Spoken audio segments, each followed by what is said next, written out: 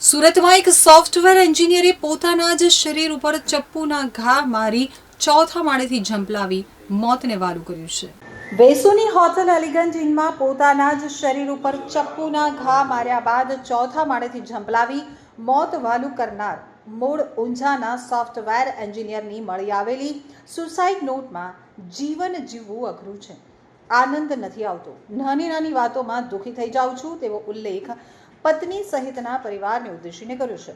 બીજી તરફ પોલીસે લેપટોપ અને મોબાઈલ સીઝ કરી એફએસએલમાં મોકલાવ્યા છે. વેસુની આગમ વિવાના કોમ્પ્લેક્સમાં ચોથા માળે આવેલી હોટલ એલિગન્ટ ઇનમાં રૂમ નંબર 404માં ગત બપોરે રોકાયેલા સોફ્ટવેર એન્જિનિયર અક્ષત મુકેશ શાહની ભેદી સંજોગોમાં ચપ્પુ વડે પોતાના જ હાથ પગ ઉપર ઈજા પહોંચાડ્યા બાદ ચોથા માળેથી ઝંપલાવ્યું હતું. બેંગ્લોરની કંપનીમાં વાર્ષિક ₹45 લાખથી વધુનું પેકેજ ધરાવતો અક્ષત વર્ક ફ્રોમ હોમ કરતો હતો અને પત્ની ડેન્ટિસ્ટ છે, જ્યારે 1.5 વર્ષનો પુત્ર છે અને નાનો ભાઈ અને પિતા પણ નોકરી કરે છે. તેવા સંજોગોમાં સુખી સંપન્ન પરિવારના અક્ષતે કયા કારણોસર પોતાના હાથ પગ ઉપર ચપ્પુના ઘા માર્યા બાદ ચોથા માળેથી ઝંપલાવ્યું તે અંગેનું રહસ્ય વધુ ને વધુ ઘેરાઈ રહ્યું છે.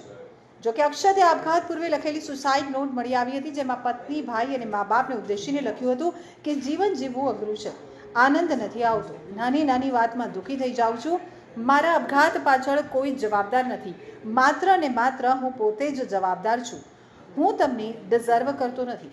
જેથી એવી કઈ નાની વાત હતી જેમાં અક્ષત દુઃખી થઈ જતો હતો તે જાણવા માટે પોલીસે પ્રયાસ કર્યો છે.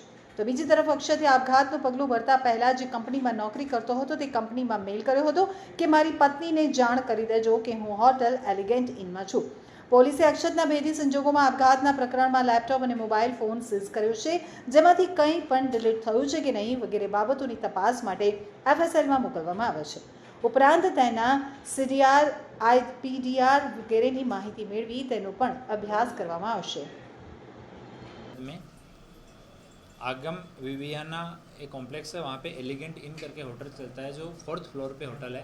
उसके रूम नंबर 404 से छलांग लगा के एक आदमी ने सुसाइड कर लिया, ऐसा इन्फॉर्मेशन पुलिस को मिला था. तो आगे फर्दर इन्वेस्टिगेशन में पता किया तो ये व्यक्ति जो है इसकी उम्र करीब 30 वर्ष है. अक्षत मुकेश भाई शाह करके है. ये सॉफ्टवेयर इंजीनियर है और एक नीलांशो करके कंपनी है, उसके लिए वर्क फ्रॉम होम करता है और करीब सालाना जो पैकेज है वो 50 लाख के आसपास है. रिसेंटली ही अक्षत की शादी हुई थी और उनकी वाइफ है वो डॉक्टर है, एक बच्चा है उनके 1.5 साल का. और उस दिन जब हमने तपास किया तो करीब 1:30 बजे के आसपास अक्षत जो है वहाँ होटल में एंट्री करता है, टाटा की गाड़ी अपनी बेसमेंट में खड़ी करता है और ऊपर जाके रिसेप्शन से एक रूम बुक करता है.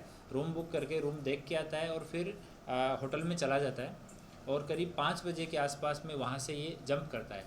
बाद में जब पुलिस वहाँ पे गई तो हमने जब पीएम रूम में जाके बॉडी देखी डॉक्टर्स के साथ में मिलके, तो बॉडी से बहुत सारे शार्प कट के निशान थे जो किसी चाकू से किए हुए हों या किसी दूसरे. तो उस टाइम ऐसा लगा कि सुसाइड है कि हत्या है, इस तरह का भी प्रश्न सामने आया क्योंकि इतनी ज़्यादा इंजरी उनकी बॉडी के ऊपर थी, गले के ऊपर, पैरों के ऊपर, शरीर पे 1-2 जगह और अन्य भी इंजरी थी जो काफ़ी शार्प इंजरी थी. तो वहाँ के इस तपास में हमने होटल के सारे CCTVs भी देखे तो होटल का जो रूम है 404, उसके बाथरूम में पूरा बाथरूम ब्लड से सना हुआ था और वहीं पे एक चाकू मिला. वो चाकू नया ही एकदम चाकू ख़रीदा हुआ था. उसके ऊपर जहाँ से ख़रीदा उसका स्टिकर और चाकू का जो पैकेट है वो भी रूम से हमें मिला. तो बाद में हमने उसकी तपास की तो बगल में एक संगीता स्टील करके स्टील का एक शॉप है, वहाँ से वो चाकू ख़रीदा हुआ था. वहाँ पूछताछ की गई तो 1:16 के ऊपर 260 रुपये ऑनलाइन पे करके खुद जो मृतक है अक्षत मुकेश भाई साहब, उसने ही वहाँ से वो चाकू ख़रीदा था. चाकू ख़रीद के ही लेके आया. उनके पास में एक बैग बरामद हुआ जिसमें लैपटॉप, मोबाइल फ़ोन, एक डायरी और एक जीन्स और कुछ कैश और पर्स उस बैग से बरामद हुआ. एक साथ में जो डायरी थी उसमें सुसाइड नोट भी लिखा हुआ था, जिसमें किसी के ऊपर एलिगेशन नहीं किया हुआ है, लेकिन सबको अपने जीवन के प्रति निराशा जाहिर की हुई है और घर वालों से माफ़ी मांगी हुई है और सबको कि मुझे माफ़ कर दीजिए और इस तरह से मैं यहाँ रहने लायक नहीं हूँ, मुझे घुटन हो रही है, इस तरह की चीज़ें उसमें लिखी हुई है. किसी के ऊपर कोई आरोप प्रत्यारोप घर वालों पे या बाहर के व्यक्ति पे उसमें नहीं किया गया है. वो हैंडराइटिंग जो है वो उनकी जो पुरानी स्पेसिमेन हैंडराइटिंग है उसके साथ में हम लोग मैच करवा रहे हैं.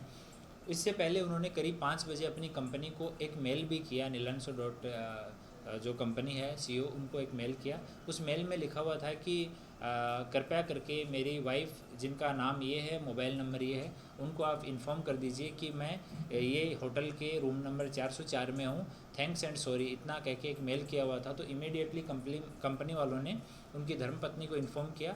उन्होंने जो होटल का नाम था उसके मोबाइल नंबर सर्च करके होटल वालों से बात की। जब ये बात कर रही थी उतनी देर में उन्होंने विंडो से जंप लगा दिया और नीचे गिरने से तो वो इंजरी से और जो कट लगे थे शरीर में ब्लड की कमी होने से जो अक्षत है उसकी डेथ हो गई। और उनका जितना लैपटॉप मोबाइल ये सब है वो हमने एफएसएल को भेजा है ताकि उसके अंदर जो भी अगर कुछ डाटा है तो वो डाटा है उसको इन्वेस्टिगेशन के पर्पज़ के लिए इन्वेस्टिगेशन में रखा जा सके। तो दोनों मोबाइल और लैपटॉप उनको एफएसएल में भेज दिया गया। वहाँ से जितने भी पुरावा मिले, चाकू है, उनके कपड़े मिले हैं, वो सबको भी हम लोग एफएसएल में भेज दिया है। और आगे जितने फैमिली के मेंबर हैं, उनके जो कनेक्टेड लोग हैं, उनसे भी पूछताछ चल रही है। कंपनी को भी हमने मेल डाल के उनसे भी डिटेल मांग रहे हैं कि पहले भी कोई इस तरह का मेल किया हुआ है क्या। वो सारी चीज़ें हम लोग तपास के काम में शामिल